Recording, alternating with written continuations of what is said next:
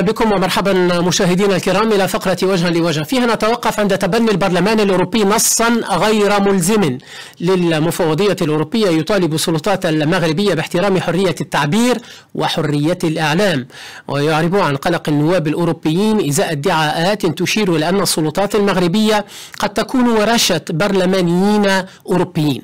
مع ضيفي مشاهدينا الكرام من الرباط الدكتور طارق قتلاتي رئيس المركز المغربي للدراسات والأبحاث الاستراتيجية. دكتور طارق قتلاتي، أهلا بك ومرحبا وشكرا جزيلا لك على تلبية هذه الدعوة. أهلا وسهلا سيدي حكيم، تحية لك ولمشاهدي قناة فرانس 24. شكرا جزيلا لك دكتور طارق قتلاتي. معي أو ربما سيلتحق بنا من مدينة طغوا الفرنسية الدكتور سلام عبد الصمد أستاذ القانون الدولي. الأستاذ إن كان معنا دكتور سلام عبد الصمد سيلتحق بنا مشاهدينا الكرام خلال لحظات ما تيسر ذلك. أرحب بك من جديد دكتور طارق قتلاتي وأسألك عن رأيك أولا بشأن هذا القرار، قرار النواب الأوروبيين الذين انتقدوا بشدة وبشكل غير مسبوق ما وصفوه بتدهور حرية الصحافة في المغرب. تعليقك أولا على هذا القرار في انتظار أن يلتحق بنا ضيفي في الجانب المقابل. تحية مجددة سيدي حكيم. لا شك وأن الإجابة كانت في آخر كلامك سيدي حكيم، أن هذه هي حملة غير مسبوقة، وبالتالي يتضح جليا على أن السياق هو ليس إلا أجندة محددة في إطار سياق يمكن أن يكون جيوسياسي أو جيوستراتيجي. في هذا الإطار يمكن أن نشير إلى محددات أساسية. البرلمان الأوروبي بطبيعة الحال هو يعاني من أزمة خانقة منذ أكثر من سنة على مستوى مجموعة من المشاكل التي يتخبط فيها والتي تؤثر سلبا على الجهاز التنفيذي ألا وهو دكتور الاتحاد الأوروبي. استسمحك سيدي حكيم، عفوا على المقاطعة، ولكن وددت منك تعقيبا أولا على مضمون ما ذهب إليه هذا القرار. ما مصداقية هذا الأمر؟ هل هذه الانتقادات مبررة من قبل البرلمان الأوروبي؟ وسنأتي ربما على ما توصف بأنها دوافع أو قراءات خلال لحظات سمحت لي. نعم، دوافع غير مبررة من زاويتين. من الزاوية الأولى أنه بالنسبة لنا هذا تدخل سافر في سيادة المملكة المغربية. المملكة المغربية دولة ذات مؤسسات وتحترم كل المواثيق الدولية بما فيها التعاون والشراكة والاستراتيجية التي تربطها بالاتحاد الأوروبي. المملكة المغربية لها باع طويل في مجال احترام حقوق الإنسان.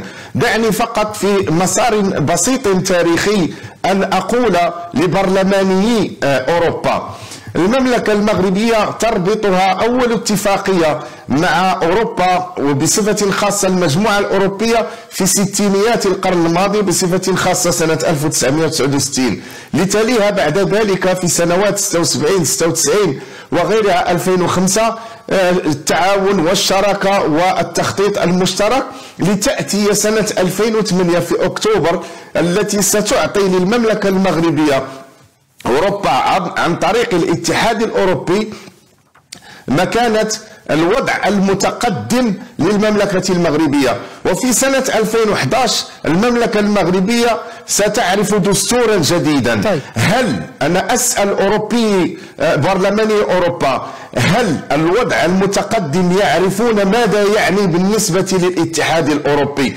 يعني أن المملكة المغربية لها حق التدخل في الفعل الأوروبي باستثناء العضوية، بمعنى أنها تتصرف كما تتصرف أي دولة أوروبية في ارتباطاتها بالاتحاد الأوروبي.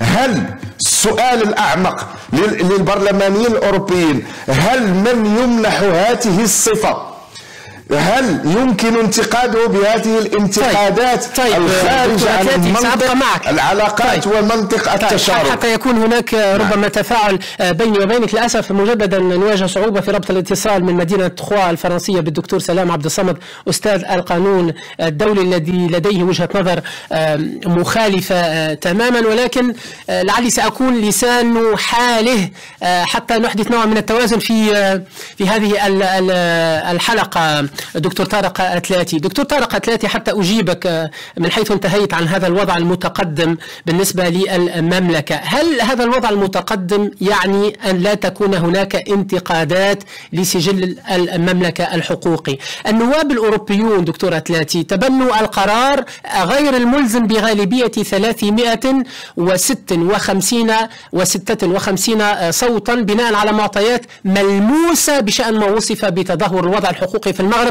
يقول المدافعون عن هذا القرار والقول ليس قولي، أمر كانت توقفت عنده دكتور أتلاتي حتى منظمات حقوقية دولية في أكثر من مناسبة، ولعله اليوم يستدعي وقفة مختلفة من السلطات المغربية، كما قال حتى نواب مغاربة نددوا بالقرار الأوروبي ولكن نادوا بإقرار الديمقراطية الحقيقية بتثبيتها وبطي ملفات يستخدمها الخصوم. ردك على ذلك دكتور أتلاتي.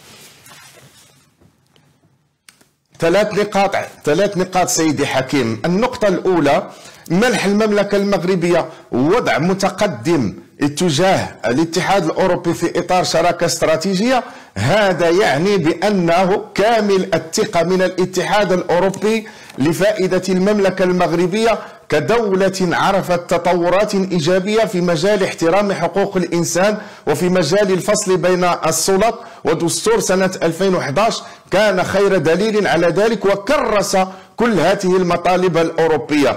أنا بكل صراحة نستغرب أن البرلمان الأوروبي في هذه الظرفية يتحدث عن أشياء لم تعد موجودة في الساحة المغربية، بل لم يعد من المنطقي أن تناقش في هذه الظروف، نظرا لأن كل من يعرف المملكة المغربية عن قرب يعرف تطورها في كل المجالات. هذا النقطة الأولى. يعني النواب يطالبون تحديدا في هذه النقطة، عفوا سأعطيك كل الوقت لكل نقاط، يطالبون باحترام حرية التعبير وحرية الإعلام وضمان محاكمات عادلة للصحفيين المعتقلين، من بينهم عمر الراضي، توفيق بوعشرين، سليمان الريسوني، وحتى يتم الحديث أيضا في الجانب المقابل عن ناصر الزفزافي.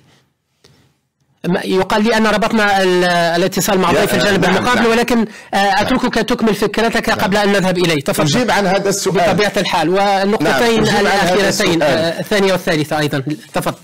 نعم، النقطتين الأخيرتين المرتبطتين بحرية التعبير. يا سيدي، المملكة المغربية يتحدثون اليوم على أن احترام المساطير، العالم كله بما فيها المنظمات وسفارات الدول المعتمدة في المملكة المغربية عاينوا إجراءات ومساطر ومجريات وأحداث هذه المحاكمات.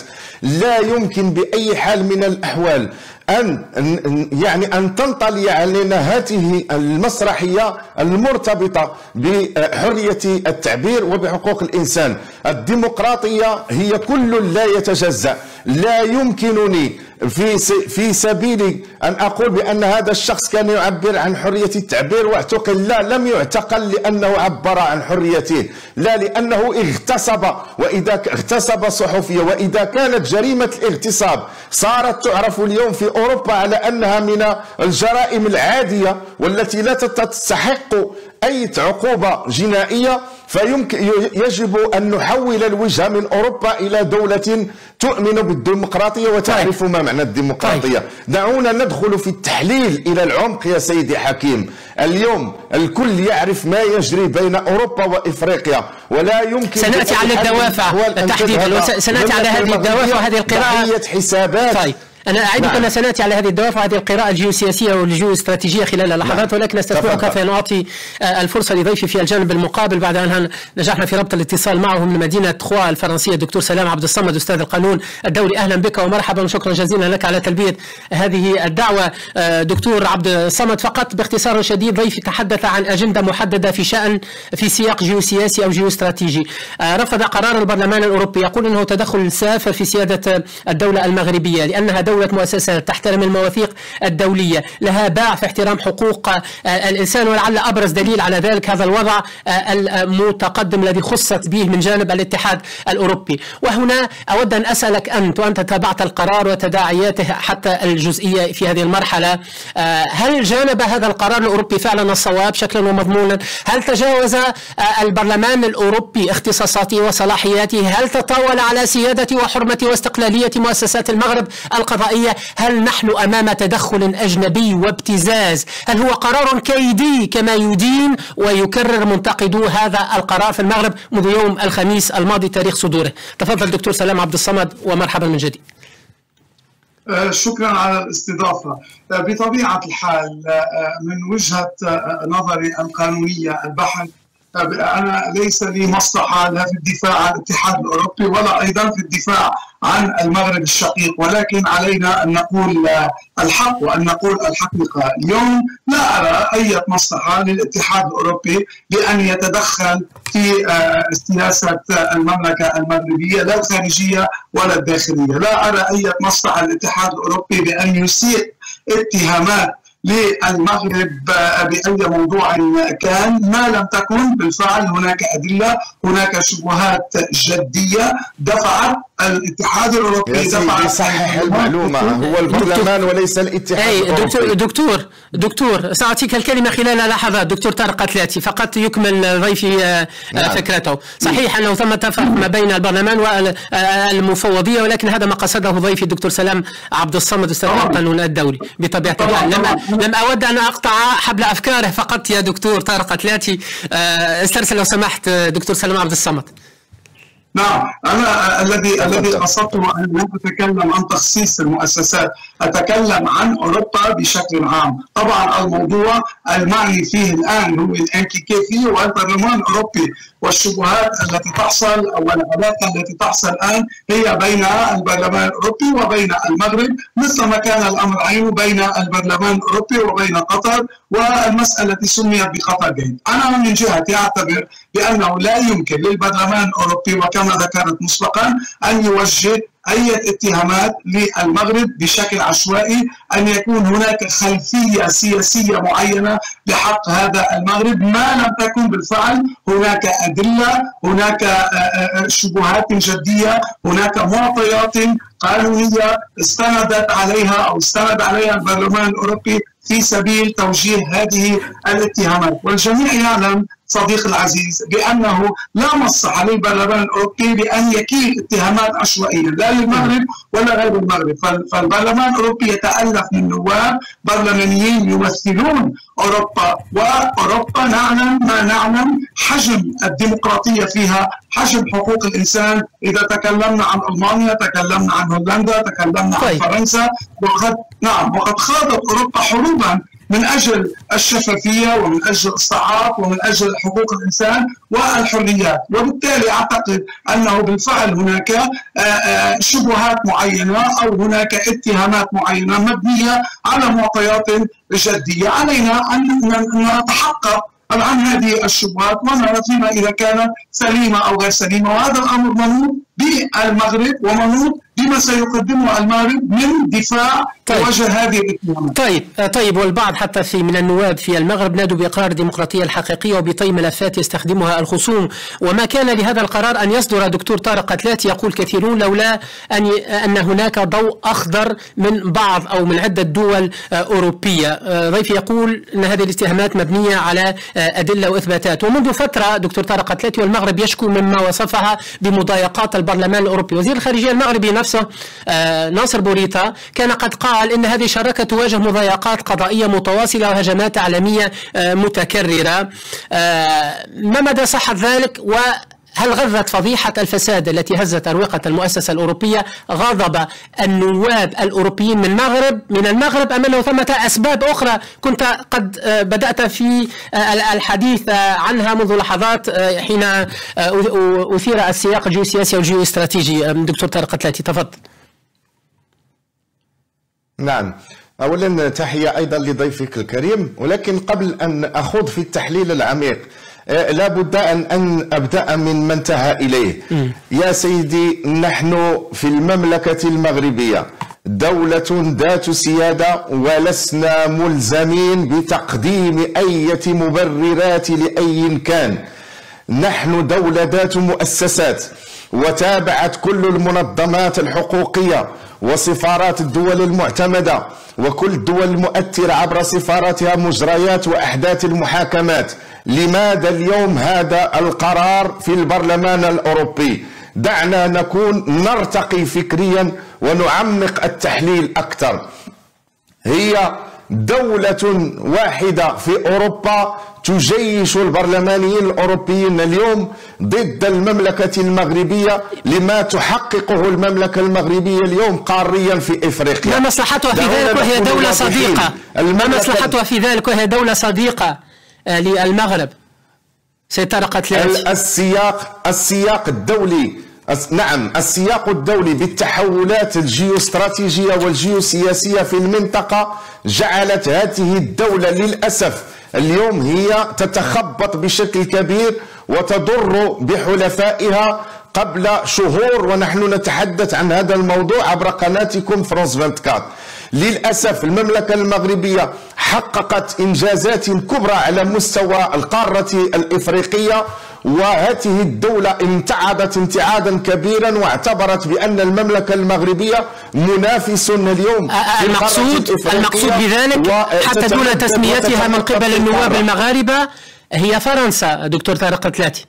نعم. حتى نسمي الأمور بمسمياتها. للأسف. صحيح؟ للأسف من كان يعاديها أخذته صديقا، ومن كان صديقا لها أخذته عدوا. هذا منطق غريب. نحن تربطنا بأوروبا علاقات تاريخية عميقة كبيرة جدا. نحن نستغرب في القرار البرلمان الأوروبي على أن البرلمان الأوروبي يضرب عرض الحائط كل المواثيق الدولية. هل جريمة الاغتصاب لم يعد لها مكان في أوروبا؟ هذا أمر غير مقبول. هل جريمة الاعتداءات الشنيعة على مؤسسات الدولة هي أمر صار غير مقبول؟ بل الأكثر من هذا، كان من الممكن أن نحترم قرارات البرلمان الأوروبي لو لم يكن يؤمن بسياسة الكلب مكيالين. هل بالله عليكم هل سمعتم يوما بأن برلمان أوروبا انتقد سياسة الإعدام في الولايات المتحدة الأمريكية؟ لا يمكن له لأنه لا يستطيع وهو يعرف بأنها دولة. دكتور أتلاتي حتى يعقب ضيفي ما أننا فقط كلمة بسيطة. الذي لم يكن يعرف بأن المملكة المغربية صارت قوة إقليمية، فها هو اليوم عبر ما قامت به البرلمان الأوروبي يعرف بأن المملكة هي قوة إقليمية ولا يمكن ابتزازها أو استفزازها. طيب دكتور أتلاتي، أعود إلى ضيفي دكتور سلام عبد الصمد أستاذ القانون الدولي. أطرح عليك نفس السؤال. هل غذت فضيحة الفساد داخل أروقة المؤسسة الأوروبية هذا غضب النواب الأوروبيين من المغرب؟ لأننا نتحدث عن أكثر من 350 نائبا. وأيضا أحيلك لما ذهب إليه أحد نواب حزب الأصالة والمعاصرة من الأغلبية الذي تحدث في المغرب عن انتهاك سيادة دولة شريكة للاتحاد الأوروبي، يقول أن منطق الابتزاز والتعالي لن ينفع مع المغرب، واتهم دون تسميتها فرنسا بالوقوف وراء قرار البرلمان الأوروبي. قال إن هذا القرار يقف خلفه بلد كنا نعتقد أنه صديق وشريك موثوق به، لكن رائحة الغاز أفقدته صوابه. دكتور سلام عبد الصمد، ثمة من اعتبر أن موقف البرلمان الأوروبي يدخل في خانة التضييق على المغرب، لأنه وفق تعبيرهم بدأ يتحرر من التبعية الأوروبية نحو شراكات أكبر مع الولايات المتحدة وإسرائيل والصين. هل يقنعك هذا الطرح؟ وما ذهب إليه ضيف؟ صديقي العزيز، من دون أدنى شك هذا طرح غير مقنع، وهذا طرح بل أعتبره مرفوض رفضا قاطعا من الزاوية القانونية البحتة. أنا لا أتطرق إلى الموضوع من الزاوية العاطفية، أنا أحلل الأمور من الزاوية القانونية. أولا، إذا عدنا للمصالح، والجميع يعلم أن القانون الدولي أو العلاقات التي تربط بين الدول تقوم على المصالح، ليس على الود وليس على السلامات. أي دولة لديها مصلحة مع دولة أخرى عليها أن تحافظ عليها، والجميع يعلم أن المغرب هو أكبر شريك استراتيجي للاتحاد الأوروبي. إذا عدنا للصادرات والواردات بين الدولتين في السنوات الأخيرة نجد بالفعل أن هناك علاقة وثيقة ووطيدة على صعيد التبادل التجاري بين الاتحاد الأوروبي وبين المغرب. فإذا ليس من مصلحة الاتحاد الأوروبي ومؤسساته بما فيها البرلمان أن تعمل على فض هذه الشراكة. هذا من جهة. من جهة أخرى نحن نعلم وأنا لا أشكك بما قاله الزميل العزيز لجهة أن المغرب دولة ذات سيادة، وهذا أمر متفق عليه، والبرلمان الأوروبي لا يريد أن يتدخل بسياسة المغرب، ولكن أنا أرى الأمور بزاوية مجردة تماما، أنه عندما حصلت هناك شبهات من قبل التحقيقات التي أجرتها بلجيكا أو غير بلجيكا وطرحت مسألة الإصلاحات في البرلمان الأوروبي وبدأنا نسمع وبدأنا نرى ملاحقات، ظهرت هناك شبهات. هذه الشبهات طالت مما طالته إلى جانب قطر إذا أردتم أن نتكلم عن دولة قطر وأيضا عن المغرب. عندئذ بدأت التحقيقات وبدأت الشبهات وبدأت الاتهامات. أنا أعتبر الموضوع صديقي العزيز هو من الزاوية القضائية البحتة. علينا دائما في عالم القانون أن نميز ما بين العاطفة وما بين والاتهامات الضمنية لفرنسا. دكتور، الاتهامات الضمنية لفرنسا سيد الكريم لا أرى أي علاقة لفرنسا بذلك، سواء عندما تكلمنا عن وضع فرنسا الاقتصادي وعن الغاز وغير الغاز. الموضوع بكل بساطة يتعلق بالقضاء. علينا أن فقط أن نتعلم نفصل التحقيق القضائي عن أي ملف آخر. هذه الشبهات فلتأخذ مجراها الطبيعي. طالت اليوم نواب مغربيين فلنحقق ونرى. هكذا أرى الأمور. أرى الموضوع قضائي بحت، لا دخل للسياسة به ولا دخل للصراع. بأننا فقدنا الاتصال، أطرح عليك السؤال الأخير.